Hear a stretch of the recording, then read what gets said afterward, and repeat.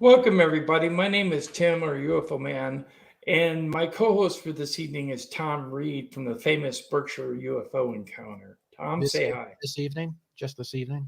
Oh, every evening. See, this is James, telling you, it's going to be a long hour. It's going to be a long hour, yeah. Anyways, we want to welcome a very special guest this evening. His name is James Fox. Welcome, James. Thank you guys for having me on. I appreciate it. I want to excuse everyone for the kind of crude backdrop here. I'm in a hotel room in Ashland. We had a screening of Moment of Contact in Ashland, Oregon last night. And so I'm still traveling, don't have my laptop, and, I'm in a hotel room. Well, we're very happy that you're here. Tom has told us a lot of backstage stories about you, so yeah. All bad. Tom, you need to turn up your mic. Oh, yeah? Okay. All right. Louder. We want you louder. I'm 75%, so. Okay. Yeah. All right. This evening, we are going to dedicate this live interview with James Fox to a very influential man in ufology that has recently passed. I can't say his name, so James will have to say it. AJ Javard. He was the guy on the far right. Yep, he was a Brazilian UFO researcher. And I want to say late 2010 or perhaps very early 2011, he invited me to a conference in Peruíbe, which is a couple of hours south of Sao Paulo, to participate for a film that I'd done called I Know What I Saw. And I had heard about this like alleged UFO crash that happened in Varginha 10 years earlier, but I just simply didn't believe it and dismissed it very quickly. And AJ invited me down not to learn about Varginha, but to participate at this conference that he was organizing. And I accepted his invitation. And that was the birth of my 12 years long investigation into the, Varginha UFO incident, which is now made a documentary called Moment of Contact. And I partnered with the guy that you just showed in the photograph that was in the middle, Marco Leal. He's also a producer on the film. Yeah, right in the middle. But AJ's got the blue shirt on the right. Right. All right. Yeah. James, there's something happening with your audio. You got a lot of static. Fuzzy. I almost think maybe if you sign out and come back in, it might clear up. Let's do it. I'm so sorry, gentlemen. Let's. I'll re-click the link. Okay. We'll do that now. I know how I know AJ now. He was gonna fly me into to Brazil about 5 or 6 years ago, and I was having all kinds of problems getting the visa to get over there. It was just a pain in the butt. It was like $200 just to get a visa. But that's how I know him. So he used to put on a pretty big conference. Yeah. It's really cool that you knew him. I was wondering, how do I know that guy? Yeah, it was a while ago. James Fox is back, so let's see how it goes. Yeah, gentlemen, how is that? Is that any better? Oh, much better. Awesome. Yeah. Excellent. Sorry about that little brief interlude. That's okay. Rebooting always seems to help. I don't know why, but it does. Okay. So what we want to do is show the trailer to the film First Moment of Contact. Get that out of the way, and then we can talk to the man and ask him some deep dive questions, because I know a lot of you in the chat room have some questions for him, and I do as well. So excellent. Let's do this here, and StreamYard doesn't make it easy. Just going to rotate this upwards, I think. Here we go. Yep. Okay, cool.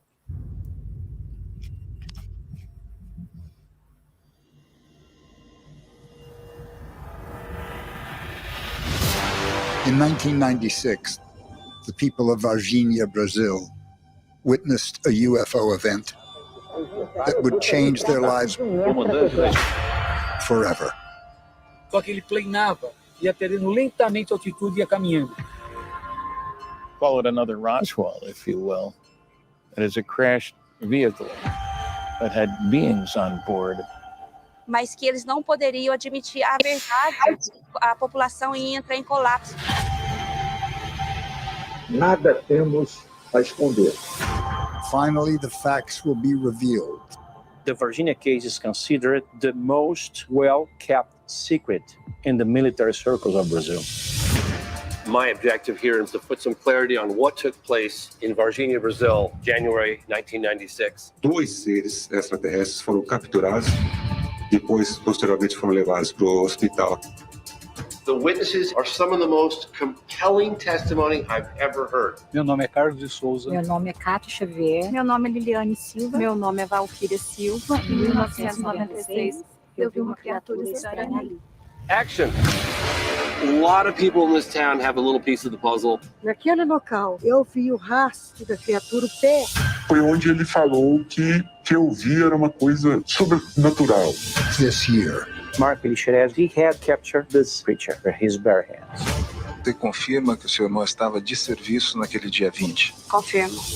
After he captured the creature, he developed this infection that wouldn't go away. Foi para o CTI de manhã, 7 horas da manhã, 15 para o meio-dia, ele veio a óbito. this can no longer be covered up. They might shoot us because we're on the property.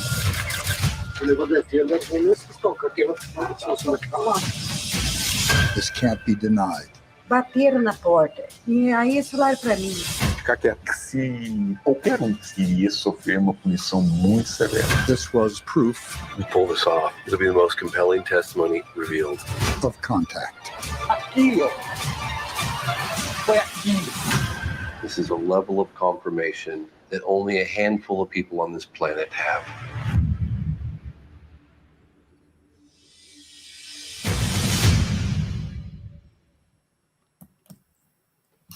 Sorry about that, guys. I was trying something and it didn't work. So, what I used to always say is, "This is not NBC." So, we're working on it.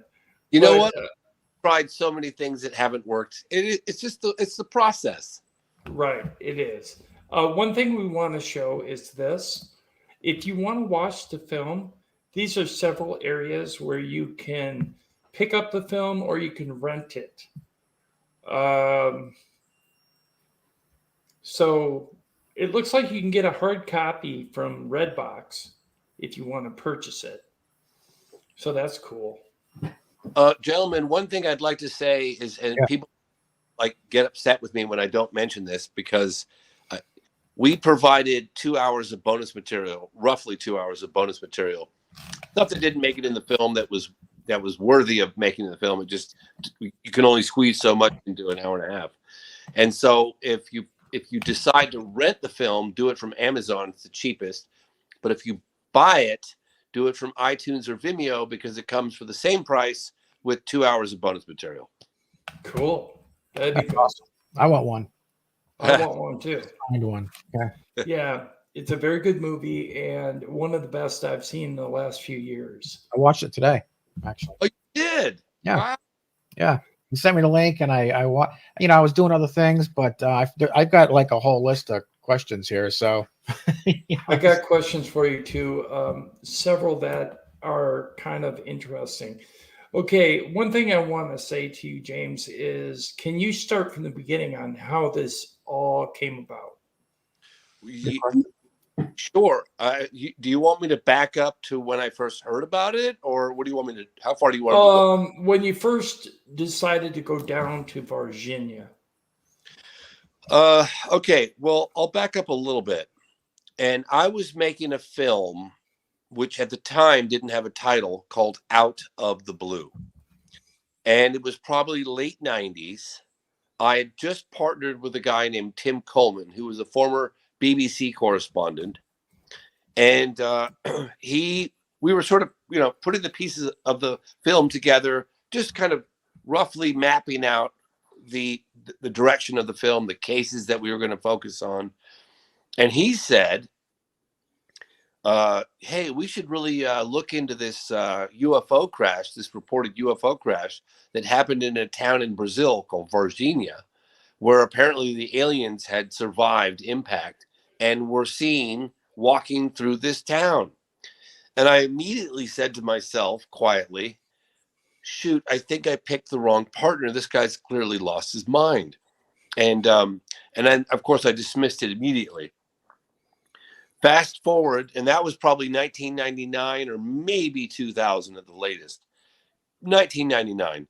And fast forward to probably late 2010, early 2011, and I get an invitation to Brazil to present, to give a presentation on a film that I'd done called I Know What I Saw, that had come out a couple years earlier. And while when I'm preparing for the trip to Brazil for the first time, I get a phone call from a very good friend of mine, this guy named Jeff Sagansky. And Jeff's like very high up in the entertainment industry food chain. And he's been very influential behind the scenes on getting distribution for films that I'd done. I had a really high level of respect for him and appreciation and gratefulness. And so I wouldn't just write anything off, any suggestions or whatever, certainly not to his face. And he said, oh, James, I hear you're going to Brazil. You got to look into this Varginha case. And I thought, oh, God, not that case again. Here we are 10 years later. The one with the UFO crashes and the aliens are, I was like, yeah, okay, Jeff, sure. I'll look into that while I'm there. And of course, I had no intentions of doing that. But and thank you to AJJ Vard, who we talked earlier. He invited me to, like I said earlier, Peruíbe, south of Sao Paulo, for this conference. And while I was there, I met researchers and a couple of witnesses to the Varginha case. And that, I guess you could say, kind of piqued my interest and led and embarked on a 12-year journey on this case. Okay. What I'd like to know is when you left to go down to Varginha, what was your mindset? My mindset was, I don't think this happened, but I think there's enough compelling testimony to at least merit further investigation. Okay. Tom? Well, I looked at it today, and I saw that the town has the UFO right, I guess, in the heart of the city there. And I'm thinking to myself, they must really embrace this thing. If it didn't happen, that's an awfully strong, message to send people for if they didn't think this actually took place. So, and then I saw a headline that said something about Brazil's Roswell, and I'm thinking to myself, they're not going to go to that extent if something didn't actually happen. So with that, moving forward with the film, I saw that I guess that there were an awful lot of witnesses. These three girls were grown up. You were able to speak to all three of them, I believe, the same women who saw it when they were about 14. Yeah. 96. Okay. Yeah. So with that, I'm thinking to myself, you got to admit some of it sounds a little far fetched, but then again, so do a lot of things, yeah. And, some of extremely far fetched, not a little. Okay. Well, I'm trying to be, tread, mildly here. But yeah, you're thinking, okay, the walking down the road and there was this oil on it and it smelled and then I'm thinking to myself, but this isn't coming from one person. This is coming from 2, 3, 4, 5, and the more you watch this film, the more absorbed you get because and the red eyes seem to be something that a lot of people mentioned, and so I was quite taken by it, and I think anyone who sees it's going to see that too. But I think what really was compelling to me, I mean, they knew where the craft had hit ground. The guy went out there with you. The town certainly seems to welcome it. The locals know about it. So as far as the question goes, I would say that when this hit you, being there in person, I mean, all this just because you, like me, would have been in there. Okay, I'm going to look at this. I'm going to take my time. I'm going to evaluate it. But my head is going, this can't be. And then you realize it is. Well, what would happen for me is, like, for instance, when I finally got to meet the girls, and the girls played a very integral role in getting this story out. And that's because you've got 3 witnesses Valkyria, who's the youngest at the time, was 14. She's in the middle of this photograph. Her sister to the right, Liliani, who was 16 at the time. And then to the left is Katya. So you got 3 witnesses in broad daylight, January 20th, 1996, at roughly 3 o'clock in the afternoon. And they came within 8 to 10 feet of this being. No one, not a single witness said it was ET or it was an alien from another world. It was like, we saw this thing, we saw this creature, we saw this being.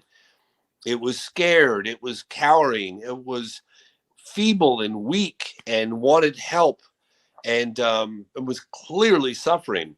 So you got like, and then you hear their testimony and you think, oh God, I believe these women. I just believe that they're telling the truth, but I need more.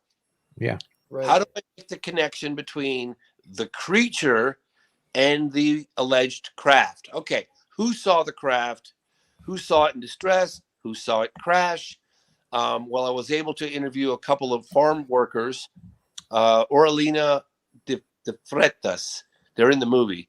That were woken by their farm animals, probably around 2 o'clock in the morning, that were just going crazy in the field near their home.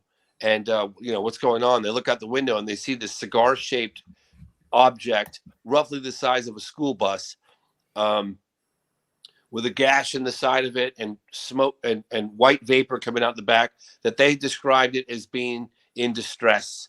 It was an object in distress that looked like it was going to crash. Didn't have any wings, didn't have any visible means of propulsion, didn't make any noise. So then you get that aspect of it. Okay, well, where's the witness that saw it actually crash? Right. And that was this guy, Carlos de Souza, who gave one brief statement in 1996 and then vanished for 26 years. We got to find this guy. He's a key piece of the story. What about, other witnesses that were apparently at the military base, EZA, that were, part of the operations of recovery and capture and all this stuff? So, again, I remind your audience that you're meeting with witnesses. You're finding their stories so compelling that it's advancing the story, but you want to keep finding more pieces of the puzzle, and that's why it took as long as it did. And I think we have enough very compelling first-hand eyewitness testimony to paint the picture that in January of 1996 in Varginha, Brazil, a UFO crashed and some of the occupants survived and were captured. When you spoke to these three, when you spoke to these 3 sisters, was there one that, described things a little bit differently or a little more detailed? Or because to hold something like that to yourselves, the 3 people in a family, you would imagine that if there was anything that wasn't true about this at all, it would have all came out by one of them going, oh, this is, but you know what I mean? This is just brilliant that all 3 of those just to this day swear by, and that happens too, with our case too, back in the 60s, my brother and I, my mother, no matter when you interview us, it's the same. And so we not only got archival footage, right? Yeah. We got we tracked down tons of archival footage that was shot from 2002 with Dr. Roger Lear, who's an American UFO researcher. There was Dr. John Mack in 1996, Harvard psychiatrist, who was there interviewing the girls. Newsreel footage of the girls at the time. We located all of this, and their story has been completely consistent, totally fits together for 26 years. Remarkable, isn't it? Oh, absolutely. Yeah, I have to say, I almost think it's better than the information we gleaned from Roswell. That's the thing about this case, and there are some people, high level mainstream journalists that have quietly contacted me saying that, hey, by the way, we're probing behind the scenes about this case. And the nice advantage that we have here is that it happened in 1996, not 1947. And the vast majority of the witnesses are still alive. Right. I guess one question I wanted to ask you in regards to the crash being on the outside, kind of like the outskirts of the city of Virginia, when the one being obviously escaped into the woods, and I guess the firemen went after him to capture him. Were there three on board? Because how did they find two other beings running around the city within the blockade, or was that a different craft? So honestly, we had testimony from a number of people in the town that would indicate that there were up to five. However, we only had compelling eyewitness testimony from two captures, one with the fire department in the morning of January 20th, 1996, and one with two military officers, Marco Teresi and Eric Lopes, at around 5:30 p.m., about 2 to 2 hours after the three girls came within 8 to 10 feet of this being, this creature, of another capture. So we opted on just featuring prominently in the film those two creatures, right? Because we simply didn't have enough. With the idea that, hey, once the film comes out, hopefully this will encourage more people that were involved in the story, whether civilian or military, to come forward. I guess I was talking to some people on another channel about the information from the film because they had seen it, and one of the questions was, if this crash occurred outside of town, how did one of them then get so far into town and be running around in broad daylight with all the people moving around in Virginia? It's just amazing that would happen considering the location of the actual craft when it crashed. Yeah. So I brought that very question up as well. And you have a 7-day period between the crash and the sightings of the creatures in the town, which is roughly 6 to 10 miles away. And I brought this up with researchers. I brought this up with some of the military people that we interviewed. It's like, wait a minute, we got the crash site, which is here at the Maiolini farm, and then you got the town of Virginia, which is 6 to 10 miles away. How did the beings during that 7-day period get from here, point A to point B? And I've heard two theories, and these are theories, and I don't know if these are accurate. I have no idea. And there are a lot of unanswered questions pertaining to this case. One, there's a river that's very near the Maiolini farm, the alleged crash site, and where the girls came within 8 to 10 feet of this being. There's a river that flows down through. And so if they were aquatic, they could have gotten theoretically in that river, but that wouldn't account for 6 or 7 days. We don't know. The other speculation, it was an escape pod. But again, we simply don't have those answers. Yes, Tom had suggested to me backstage before you came on that perhaps it was an escape pod, right, Tom? Yeah, that's kind of what I was thinking because of the way how they lived for as long as they did.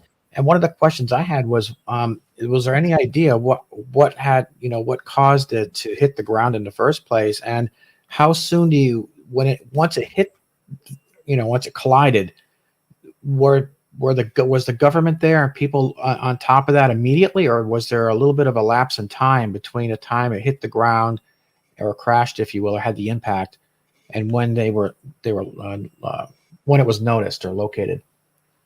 So the reason why we know the crash site time as well as we do is because there was a guy named Carlos de Souza who was a professor at a school in Sao Paulo. He's seen here with his back to us. Okay. That's him right there, who was also an an amateur ultralight pilot. And he was going from Sao Paulo, Brazil, to the state of Minas Gerais, which is a 4 or 5 hour drive to the north, and to meet with some friends to go fly ultralight airplanes. And so he had this whole trip organized. He knew it was January 13th. It was roughly 5 o'clock in the morning. It was dawn. very, very early before the sun had actually crested over the top of the hill. And it was dark, but it wasn't like dark. It was, like I said, it was like dawn. And he saw this object while driving on the freeway that was the exact same object. The description of it was the exact same as the farmers that saw this thing at probably 2:00 in the morning, that was clearly, according to them, in distress, and it had a huge gash in the side. They described, they said it wasn't like a white smoke that you'd expect from a smoke from like a fire, but it was like a white vapor. And Carlos had described the exact same thing. I think he said it was around 5 a.m. and January 13th, right outside this farm called the Maiolini Farm. And he said this thing was going down. It was no question it was crashing. He never once thought extraterrestrial or alien or UFO. To him, he thought, God, what am I looking at here? Is this like an experimental government plane? Like, what am I looking at here? And he saw it go down. He didn't actually see it impact the ground, but he said he saw it where just that part of the impact got blocked. But he saw it going down, and he knew it crashed. He jumped off the freeway. He drove up this dirt road, and he got to the impact site. And when he got there, he said it was like maybe the size of a football field, with lots of little like foil, little pieces of foil, with a larger section of this cigar-shaped craft that was still intact. And he said that he got out of his car and that there was a burned area. And I said, when you say burned, do you mean there was a fire? He said, no, there was like a chemical that spilled out of this thing that burned the grass, but it wasn't fire. It wasn't on fire. And the smell of sulfur and ammonia was so strong that his eyes were burning and watering, and he grabbed his shirt, he pulled it up over his nose and mouth, and there was nobody else there. He grabbed a piece of this tinfoil type metallic material. He said it was super duper light, and then he kind of crumpled it up in his hands. And when he released it, he said it regained its shape. And at that point, as he was making his way over to the larger intact, because he was thinking these people need help. Whoever's piloting this thing need help. That's when the military trucks started to arrive in jeeps and trucks, and he was threatened at gunpoint to leave the area and never talk about what he saw. And that is when he started to realize that maybe what I saw was not of this world. Right. And you were talking about the smell. I remember this little brief comment. For 20 days, I smelled it smell, said Louisa. I couldn't stand the smell. I don't know where it came from. I even washed my nose with alcohol and water. That was in your film. But then she recanted and said it wasn't ammonia. It smelled worse than sulfur. So I wanted to point that out. The other thing I wanted to point out is the sound that the being made, because it's very rare for us to hear that alien life forms are making a sound, since they're always claimed to be telepathic. But what I understand from your film, the being made a buzzing sound like a bee. You mean the creature? The creature, yes. So I've got a couple of people. One of them is in the movie. The other one is not. Talking about the sound this thing made. And apparently during the capture in the morning of January 20th, 1996, and we have testimony from the fire, a couple of people in the fire department that we met with, and we have them on audio talking about it, but they wouldn't go on camera. And they said it was making like a buzzing sound, like a bzzz sound. Right. And then we have other testimony that when it was actually captured, they captured it with a net, that it was crying like a baby, like a child. I actually found this image. I don't know if it's legit or not, but it shows what appears to be two soldiers holding a net with the being in question. My understanding is that image comes from a movie. Okay, but it's pretty close to what you're describing. Definitely. Yep. But so yeah, it was carried in a net from the woods, but the other one got away, obviously, somehow. The other one didn't. The other one was captured by a military police officer by the name of Marco Cerisi.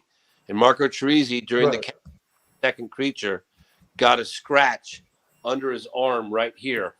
And he had this oily substance. That's Marco Cerisi, the photograph there. And that's his sister, Marta.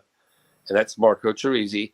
And he said there was an oily, greasy nature of this creature that got all over his body, his clothes. He smelled. He was getting rubbing alcohol. He was trying to get the stuff off of him.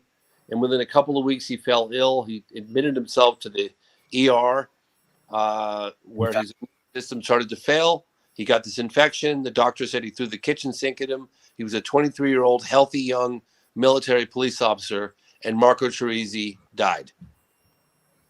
Horrible. It's horrible, yeah. Do you think, James, that the substance that had leaked out, I guess, during the crash or the impact got on the creature itself as well, and that's why they were feeling ill? Do you think that was something that just covered them and caused them to not be healthy also? You guys, I wish I had those answers. There's people that are speculating. Yeah. That might be the case, but nobody really knows as far as I can tell. But I can say that according to Marta, Marco Cerisi's sister, who has the autopsy report, that there was 8% of unknown bacteria or unknown element in his body. The doctors didn't know what it was, and that possibly killed him. There's something about neutrophils. Yeah, I saw that. What I was going to say is another speculation out there is that the inside of the craft was actually filled with the liquid to kind of create an anti-gravity field when they're actually traveling. So I don't know. That's something I read today. I just thought I'd point it out.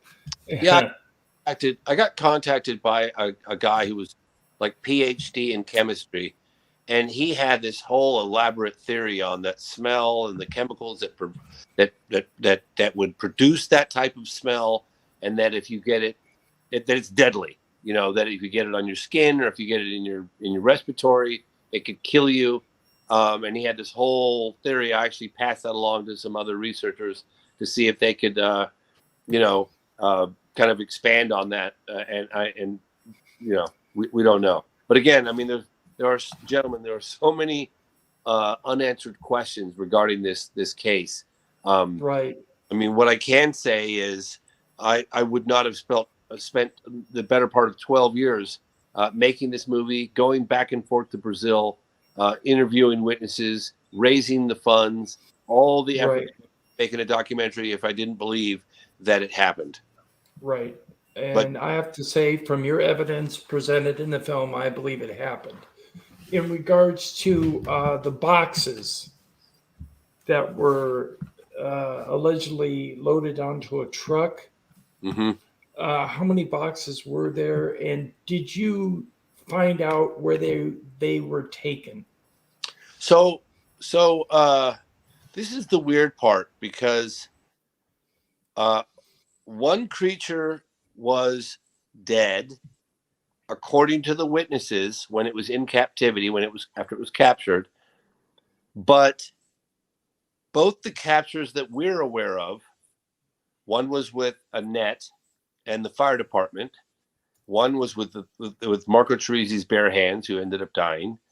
That both the creatures were alive, but somehow one of them died in captivity. However, according to some of the witnesses, one of the creatures, albeit was feeble and suffering, stayed alive for some time, at least long enough to go from Varginha as a military base, southwest of Varginha, southeast. And then you've got Campinas, Espesex military base, which is quite a long journey. And then when we were in Brazil last year, the very flight control officer who monitors airspace and and sees planes coming in and out of Brazil, came forward and said that an unauthorized, so it was a plane that was from the United States Air Force coming into Brazil without the Brazilian government's authorization, landed in Campinas. So we have that testimony. Then we have the testimony from the Brazilian military folks that we met with, that the Americans came in at the exact place where they dropped these beings off and loaded some stuff on an airplane and off back to the United States. So we have extremely compelling. Do we have the smoking gun? No, we do not. But we have very compelling eyewitness testimony from the Brazilian military that the Americans were involved, and the Americans ultimately took these beings, these creatures, whatever you want to call them, back to the United States. Right. But once that plane left Campinas, the trail goes cold. We don't have any American testimony yet. Right. I do know that a lot of people were either offered money or threatened to keep quiet about what they saw. One gentleman is this guy. Peccaccini. Yeah, Peccaccini. I guess he received death threats and had to move to Italy. He was shot at, yeah. And he was claiming that he saw them. He video footage of the creature, yes. Wow, wish you could get your hands on that. That would be a smoking gun. Well, don't think for a moment that we're not trying. Well, I believe you're trying. And if you ever find it, please feel free to come on our channel and show it. That would be great. I have to say that. Yeah. That would be like. Well, let me say, let me expand on that a little bit. Just because you're able to locate something, it doesn't mean that you can get your hands on it. If that makes sense. It doesn't mean that you're not going to get your hands on it. Right. But you know, there are factors at play that are outside of the control of what we're doing. We can let it be known what our intentions are, what our willingness is to compensate the witness, and it's up to them to whether or not they feel that it when they weigh the pros and cons, if it's ultimately something that they want to do, whether it's worth it to them. Yeah, I understand. Or if they even still have it, you know. Yeah, exactly. Hey, real quick, so the red eyes is something that's a little bit different, and you're not a novice to the subject. So have you ever heard of that red eye type of have people commented or discussed or mentioned to you in the past that they have seen something with the red eyes? Or do you think maybe again it had something to do with what spilled on them that irritated the eyes? Was it, do you think there were lenses? You have any thought on that? Did anyone say anything about that would indicate why their eyes were red? So I have not, and I don't generally like focus on alleged close encounters of the third kind. I mean, I've covered, I covered Rua, Zimbabwe, 1994. I covered that landing case that happened in 1966 in Westall, Australia, at the primary school. That apparently there was a couple people had claimed that there were occupants to that one as well, but the vast majority no. Then I did, Socorro, New Mexico, 1964 with the police officer Lonnie Zamora. That close encounter of the third kind. Trying to think, I've touched on Travis Walton, obviously Virginia. Trying to think what else. I looked into a case called Meng Jiao Gua, which happened in 1994 in the Black Forest in China. And I have never heard of creatures with red eyes. That does not mean that there are not other people that have. I personally have not. But I'm not, my specialty is not, close encounters of the third kind. The entities, the beings, the ETs, whatever you want to refer to them as, that's not my area. Right. I don't do like regression. I don't do like abduction. I don't, that kind of thing. More grounded, a little more grounded. Yeah. You do the background deep dive research, and we appreciate that. Oh, thank you. Yeah. What I was going to say is, yeah, there's a lot of speculation out there because no one really had much evidence until your film came out. And I have to say, I was shocked when I see the big disc in the middle of town, and the vehicle that crashed was not even a disc. It was a cigar or a tube. Well, if they had a cigar in town, you know, what would people think, right? It's like, you know, hey, there's smokers here. Well, that's why I made this mock-up Yeah. of the craft, because I remember the guy saying it was the size of a minibus, maybe a little bit bigger. And it had white vapor coming off of it. Now, But, I couldn't make it look broken up. So you guys, this is an aspect of the film and the case that I could have made clear. And I guess it wasn't even that clear to myself at the time. We were interviewing witnesses, and they were suddenly talking about these disc-shaped objects, flying saucers, that were seen at night, January 20th, late at night after 11 p.m., that were flying very low and very slow. And they were doing these, and the witnesses kept saying they were looking for something. And I said, well, how do you know that what you claim to have seen was looking for something? What are you talking about? And they said, look, man, we watched it for 15 or 20 minutes. This thing was moving like in a grid pattern, very low. I could have hit it with a rock over our house. And it was going like this, coming back, going like this, coming back, going like this, you know. And I suddenly dawned on all of us, my God, was this a rescue effort?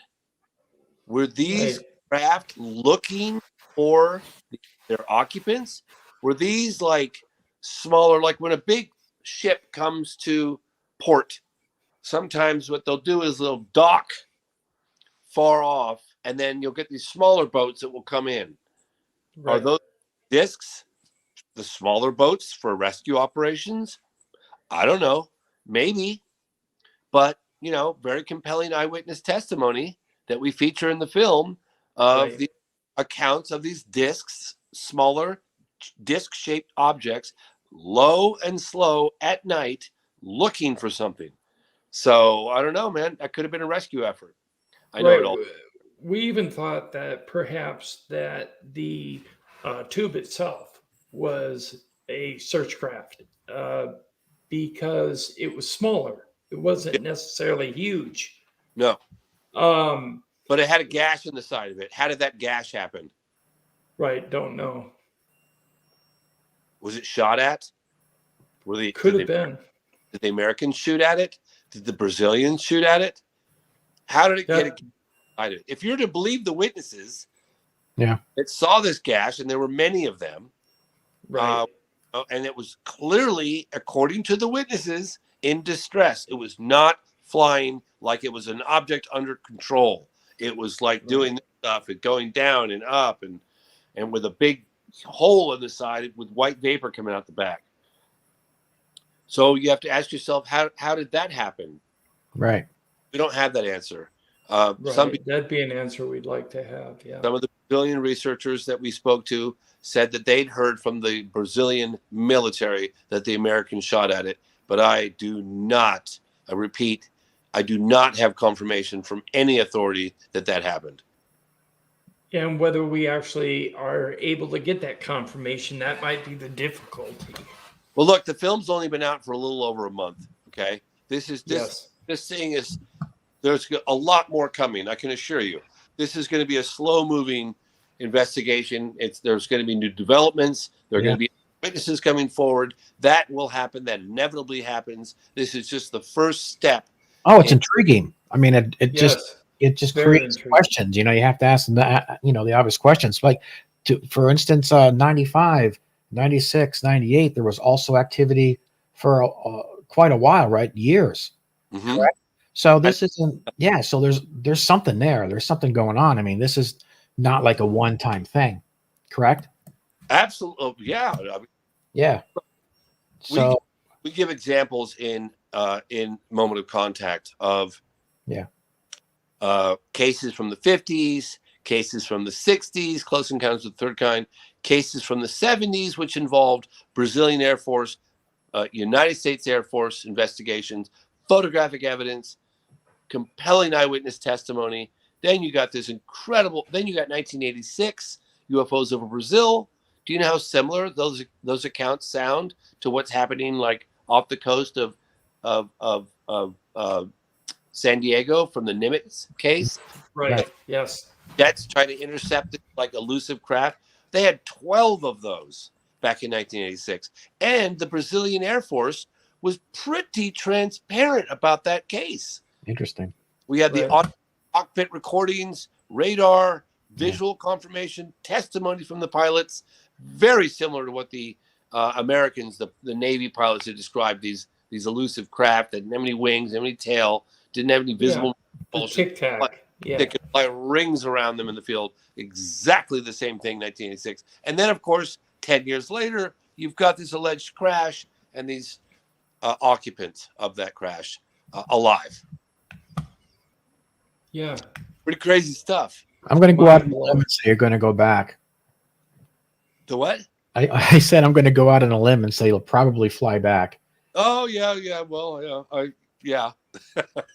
And you got a lot of extra footage too, so that's kind of cool. Do you think you're going to come out with a second film to release more findings? So when I finished The Phenomenon, the movie I did a couple years ago, right, I had this incredible opportunity to meet with former Senate Majority Leader Harry Reid, who helped launch this secret Pentagon UFO program back in 2007. Right. And one of the things that was astounding to me as a researcher was his acknowledgement of what has been released, the evidence that to date has been released, particularly the evidence from 2017. It was on the front page of the New York Times, the cockpit recordings, the thimble, the go fast, all these videos was just the tip of the iceberg, and that the vast majority of definitive evidence has yet to see the light of day. So that really, I mean, look, we've all suspected that, but to get that level of confirmation from a guy in his position, wow, that was a wow moment for me. Yes. Then I finished this other film, Moment of Contact, about an alleged crash and beings recovered, debris recovered, and then it all leads back to the United States. I'm thinking, my God, I've got, Senator Reid tell me this. I've got these Brazilian authorities tell me the Americans are involved. They took the bodies. And well, I think it's time to go after all of the above. And if I can't get my hands on it, find out perhaps where it could be, right, and who has the authority to release it.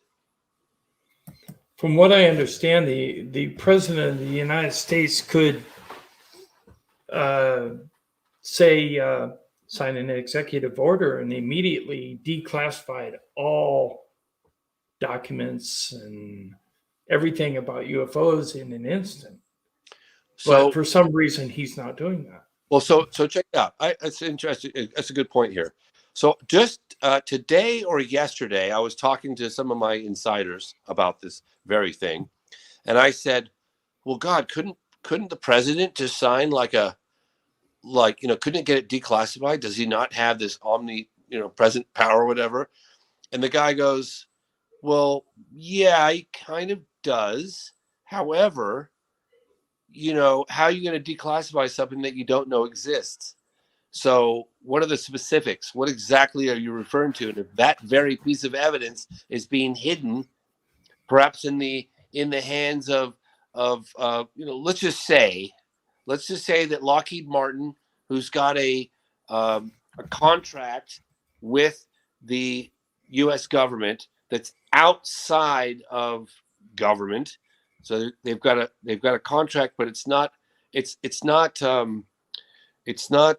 mandatory oversight for members of Congress because it's an outside entity, it's a private entity. Then that would make it very difficult for a sitting president to A, you don't know it exists, B, they have no accountability, and C, they're subject to the same rules that, you know, say the Air Force would be subject to, or something like that. Anyway, that's the way it was kind of explained to me. So it's kind of a gray zone, and it's tricky. It doesn't give up trying, but you know, just because they ask for something or demand something doesn't mean they're going to get it, you know. And there's all funded groups and organizations. I mean, it's so far removed from the president himself, right? So yeah, and I've heard that a lot of the information has been disseminated among private industry within the military industrial complex, because that they're not even accessible through FOIA, so we can't even use that. Free from oversight. Yeah, you know, when I did when I did the phenomenon, I reported on the Roswell case, and I reported on the Roswell case because I was covering the Rockefeller Initiative, and that was when Lawrence Spelman Rockefeller was putting significant pressure on then President Bill Clinton to disclose what the government knew about UFOs. Well, Clinton was interested in UFO phenomena. He was apparently a curious guy, and Clinton came back to Lawrence Rockefeller because Lawrence said to him, apparently, according to all the people that I talked to, Lawrence said, look, if you don't do this, I'm going to reveal on the front page of all these publications that you won't do this. And at the time, in the 90s, we had a lot of stuff going on. You know, we had the massive Phoenix UFO flyover. Remember that Phoenix Lights thing in March of 13th, 1997? We had the 50th anniversary of Roswell. We had Congressman Stephen Schiff, who was putting pressure on the government. We had the alien autopsy footage, probably fake, but whatever, that was getting a lot of attention. We had, Rua. We had Virginia. I mean, the 90s was a very, very active time. And President Clinton came back to Lawrence Rockefeller, and he said, okay, well, what case would you like me to focus on? And Lawrence said Roswell. So Clinton, with the help of, I think it was Secretary of the Air Force, Widnall, they went after Roswell. And Clinton, according to all the people around him, they were not happy with the answers they were getting. In other words, the president of the United States was getting the runaround. I've heard that they don't necessarily get briefed on everything. No, depending on who they choose to brief. Yeah, think about it this way. I mean, it makes sense. Look, I'm not saying one way, whether it's definitively, this way or that way. But if you think about it, you got an elected official who comes in at the, possibly 4 years, up to 8 years. That's it. So you're going to bring the elected official in. You're going to debrief him on 75 years of history, 60 years, 70 years, 75 years, knowing that they're going to be voted out of office in 4 to 8 years. Right. Don't see that happening. It doesn't to me, it doesn't make sense. Right. They're figures. They're figureheads. That's all.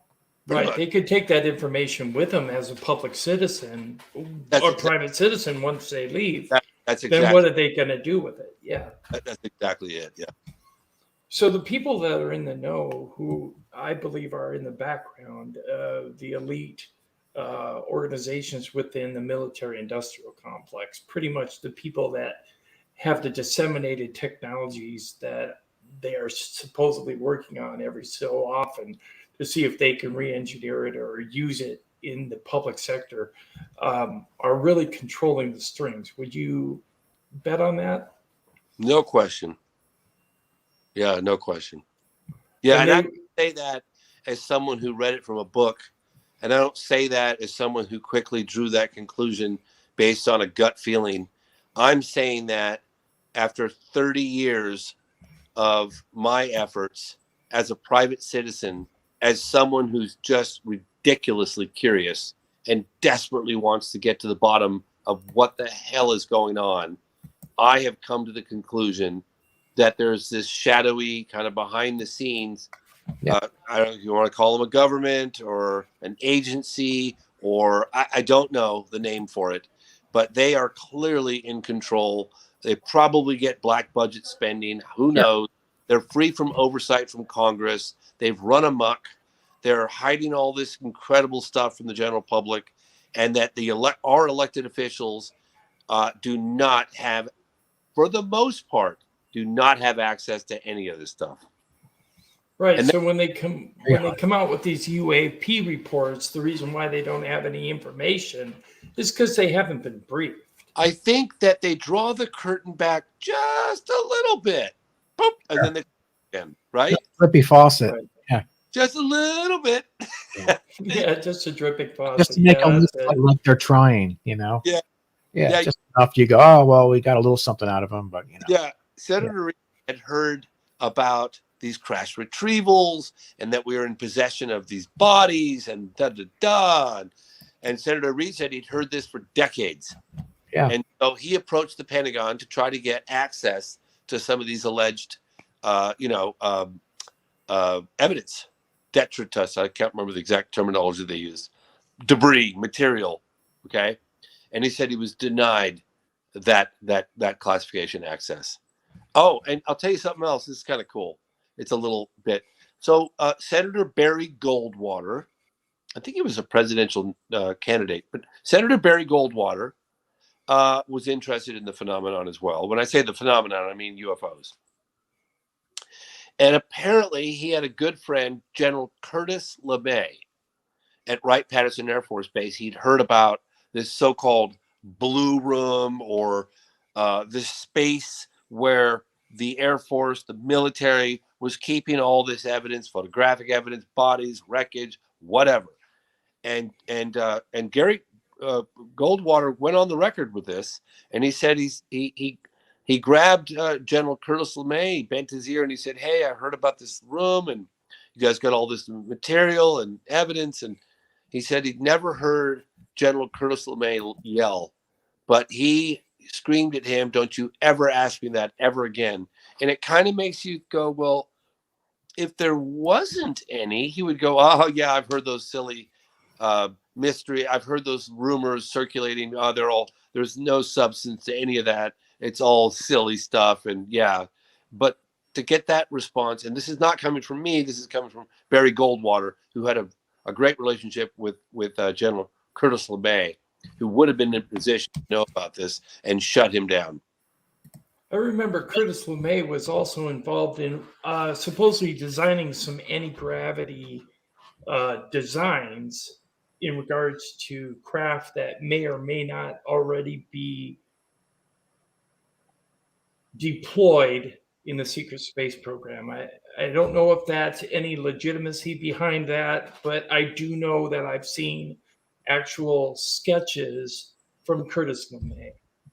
I talked with the late, I hate to say the late, Stanton Friedman, right? Yeah. I held Stanton Friedman in extremely high regard. Yes. And I've got a dinner I have to go do with my ex-mother-in-law, who I haven't seen in 20 years soon. But I had a meeting on a number of accounts with Stanton Friedman a few years ago, and he, look, he was talking about crash recovery. We've gotten the material. We've recovered the bodies. So he was no stranger to I wouldn't say outlandish claims, but pretty, big claims. And he felt there was absolutely no evidence to suggest the secret space program.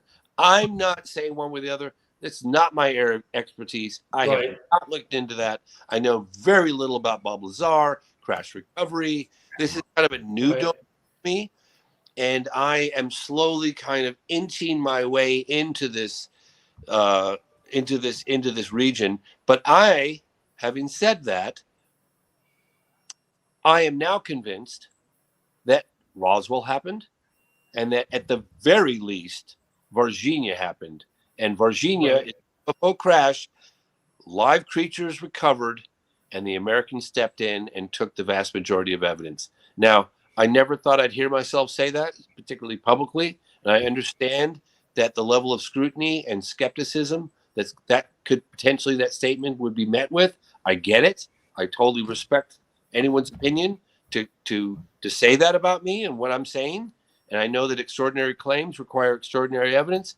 However, I've unearthed, also with my team from Brazil, a preponderance of extremely compelling firsthand eyewitness testimony that would suggest a UFO crashed in Varginha, Brazil in 1996, and that the authorities captured the live entities and the Americans ultimately got involved. Yeah, I have to say, wow, after watching your film, I learned so much more about the event rather than what's going around the UFO community. And it's nice to actually hear legitimate research. So thank you very much for that. Oh, thank you, gentlemen. I appreciate it. Look, I know there's so many questions that I get asked, and I want to provide. I don't have those answers, and if I did, Right. I wish I did. And I'm trying to get more. I'm trying to get access to photographic evidence. I'm trying to get the videotaped evidence. I'm trying to get other evidence. I'm doing everything I can. Yeah. If anybody out there thinks there's someone who wants it more than me, Hey, so with that, the doctors actually looked at one of the occupants, correct? They went to the hospital. But is anybody still around who's really steadfast on what happened during that examination? Or I saw a little bit of it. Guys, God, it was so frustrating. So frustrating. Yeah. Because in 2013, gentlemen, I think it's 2013, it could have been 2014. I was making The Phenomenon, which at the time was called 701. And I was organizing, getting all these witnesses from the Rua Zimbabwe case, that aerial school in Africa. And fascinating case, fascinating testimony. You know, we tracked down the archival interviews that Dr. John Mack had done. We located the witnesses with the help of Randall Nickerson. We flew them in from all different corners of the world. I'm putting all this together. I'm in Los Angeles filming. And while this is happening, I'm also investigating Virginia. I get a call from Dr. Roger Lear. Wow. And he's like, I went there, I investigated, I got a bunch of interesting stuff I need to share with you, blah, blah, blah, blah, blah. But I was so busy. I said, Dr. Lear, I really want to get in. We just kept missing each other. And I was so busy. And he said, well, if you're not going to meet with me, and I was like, no, I'm not saying that I'm not going to meet with you, Dr. Lear. I just can't meet with you right now. And he said, well, I'm going to send you these tapes of when I went to Varginha, Brazil. And, you know, at the very least, have these tapes. I did all these interviews. And I never did any with the footage. So he gives me the tapes. I make copies, digital copies, send them back to him, and he dies. So fast forward several years, I get The Phenomenon done. Then, you know, the Varginha case, I'm like, I can't. You know, I was supposed to try to squeeze this into the film. I couldn't get it into the film. I scrapped the entire thing, all these years of investigation. I'm like, I guess I'm going to have to do a standalone piece on the Virginia case. Okay, boom. Then I was like, wait a minute. I go back to Virginia. I do a bunch more interviews. And then I was like, I've got those tapes from Dr. Roger Lear. And I open them up, and I also get his book.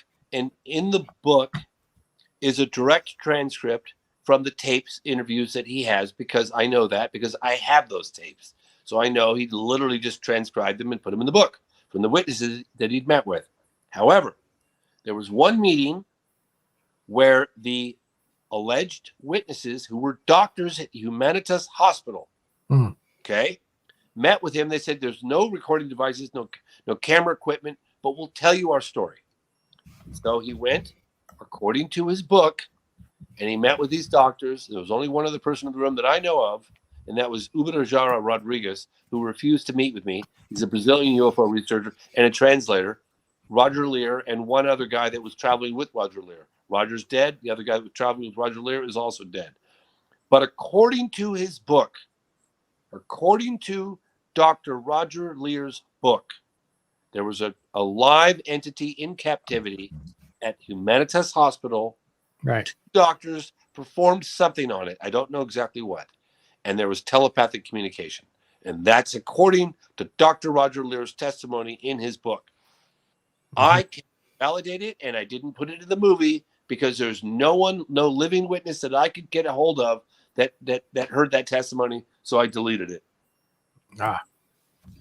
But you heard it here on UFO Man. So right. Yeah. And they had some, they kind of split their fingers, right, a certain way, or they had a particular, there was something with their feet too, right? Yeah. Yeah. I can't do that. I've tried. So we think that there was like, basically it was like this at rest, but when they walked, they had a third digit that came out the side to stabilize them. Like that. Yep. But that's That's what cool. Described in the footprints in the sand and all that good stuff.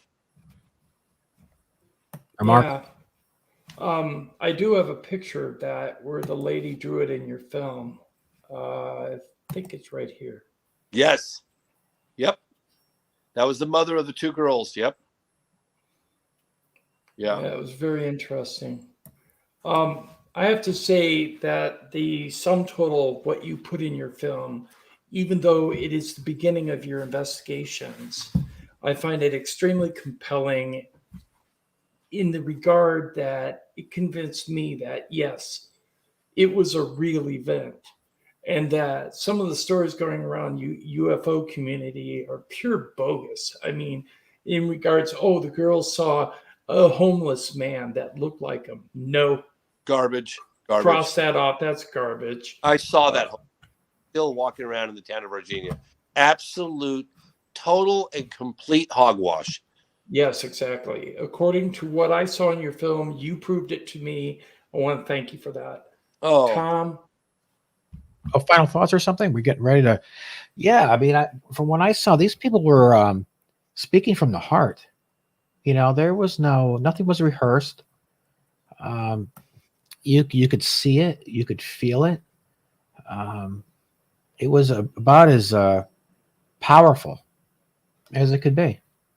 And you know, I started watching it, and I kind of had it on the background. You know, I'm doing dishes, I'm wrapping presents, you know, and I kept sitting back down and I'm watching it, right? And I got my little popcorn, and I'm like, you know what? Yeah. And I'd say, okay, I'm going to get up and do something. I find myself sitting back down. So, yeah, yeah, you did a great job, and I appreciate your efforts and you know, everything you do. You know, if there are more James Fox out there, we'd be in better shape. Joe, I appreciate that very much. I appreciate you taking the time to have me on, and I'm sorry to stick around a little longer. I'm going to have to dinner with my British. I guess she would have been my stepmother, and I haven't seen her in 20 years, and she's waiting for me, and she's all excited. So I said, do this podcast for 1 hour, and I promise I'm coming over. So okay. So thank you for staying past 1 hour. We appreciate that. Gentlemen, thank you. And hope to have you on again. Hey, everybody in the chat room, James Fox is going to be appearing live at the UFO Expo on March 10th, 11th, and 12th in Roswell, New Mexico. Get your tickets as soon as possible. Then you can meet the man yourself and ask him some questions, maybe. Wow, nicely done. Thank you. Take care, man. Take care, James. We'll see you, James. Thank you. Bye. So that I call an extremely good interview with James Fox. We got a lot of answers, I think. Yeah, and the thing is, it's you know, it's one of those cases where you don't really hear about it outside the research he did, but there's a lot of those cases out there. Even in chat, you know, just talk to, you know, you see these, you know, I saw something too, right? It's not like this is really as rare as you might think. These cases just go unnoticed for so long because people have an issue with it or don't want to talk about it, or they're made fun of. But yeah, after watching this case and watching his film, I was like, you know, how can you not agree that that is out there as it might sound, that I think from what I saw, that when this thing crashed, they got that fluid on them that smelled like ammonia and was oily, and maybe that had wounded them or hurt them. Maybe there was a suit or something they were going to wear, but they didn't have it on when it crashed or something, which is why their eyes looked red, whatever, something to that effect. And they were hurt, they were injured. And what do? You try to get help, but you're walking into what could be a firing squad. You know, people today are mean. You know, if that, you know, if the wrong person had run across, you know, one of those entities, what could have possibly happened? Then again, if it, you know, it's there's a lot of things that led up to. I mean, they did live for a little while, and right. We do have a comment from the comment section. Chris, the only one, says, Why does no one talk about the Greys having a Kevlar suit on and goggles, and the creature in Varginha got his suit burned off and was naked? Well, there was no indication from any of the descriptions, Chris, that the aliens in Varginha were wearing any clothing or any type of suit. So, in that, based on the investigation, I would have to say that at this point, no clothing was being worn by these creatures. Okay. In regards to the Greys, there have been mentions in several different podcasts about Greys wearing skin tight suits. So yes, that is the case. What do you think, Tom? Well, there's a lot of unanswered questions, but I was going to ask him something very similar. Like, did anyone, reference clothes and that kind of thing? But I didn't get a chance to do it. But then again, the drawings don't look like they're wearing anything. It just seems to me like if this crash, it resembles Roswell a lot. A couple of people in chat actually said that too. The foil, and you've got the Tic Tac, which is well known. And it has been around for a while. I remember seeing a cigar-shaped object back in the 70s in Great Barrington, Massachusetts, like a lot of us did. But now the Tic Tac is being considered more of an authentic or a genuine vessel, if you will. And then you've got the foil that opened up, and then that's kind of a validation. I don't think that somebody's making that up either. I mean, we're talking about another country altogether. But so there are similarities, and we're starting to see patterns. And to me, that says a lot. And I don't think these people are jumping on the bandwagon in any way. I actually believe this case. I believe this actually happened. I need to look into it more, but it doesn't seem like fluff. There's nothing in it for anyone else. They're not writing books. They're not selling merchandise. They're not, marketing, capitalizing. These are just people that saw something when they were kids, and they're telling it like it is.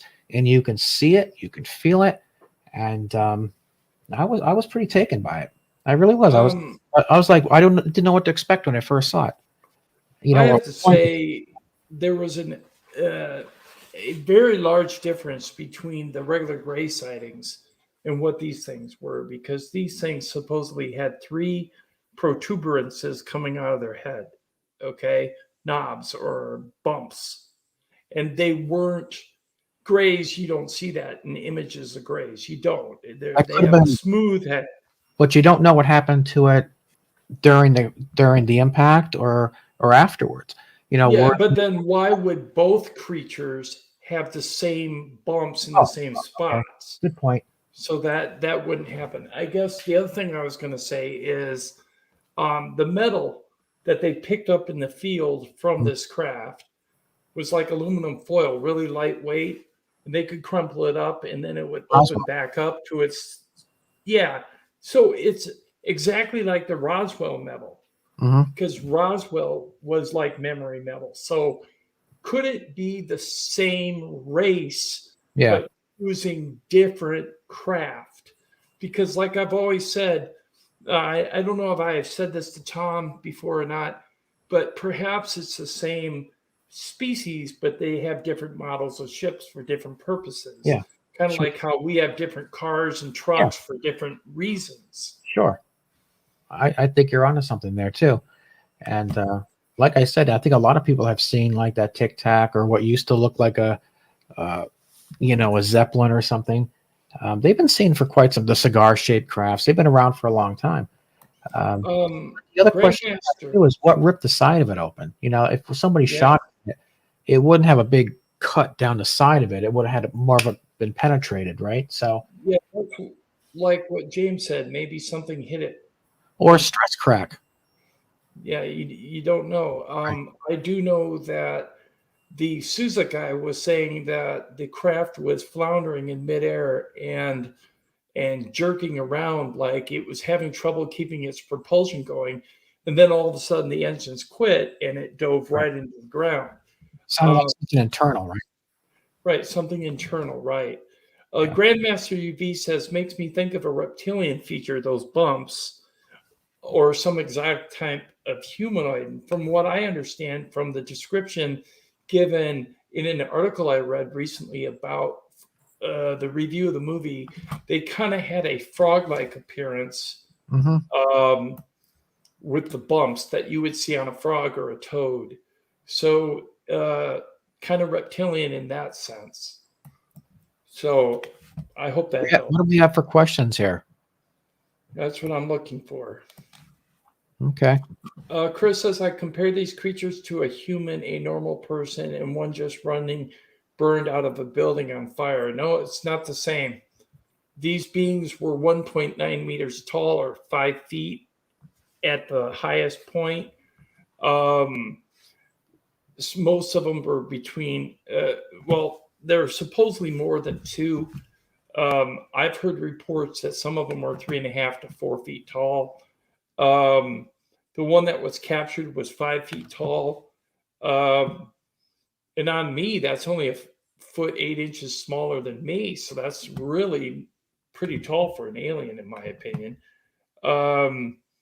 So it wasn't a person running out of a building on fire. So no, Chris, that would not be the answer. I want to announce that my friend tomorrow on Unidentified S4 is going to have Jim Goodall live. So please check out my friend's channel. I want to thank everybody in the chat room for coming out this evening. We would have liked to have kept James longer, but he's a busy man, and we were not privy to the fact that he had plans. So we'll try and get him on again before UFO Expo in March, so we can update you with any new information or new questions that you want to ask. Right, Tom? Oh, absolutely. And he'll be back on. He's a good guy. And he's going to be, like I said, at the expo. So, maybe we'll have him on with somebody else, half-hour piece or something, but we'll get him back on, and give people an opportunity to see it and then ask a couple of questions. So I think that'll be fun. So, I'm glad he made it. He's a busy guy, high profile. One thing I have to do is I have to advertise UFO Expo because Tom is my sponsor. So he.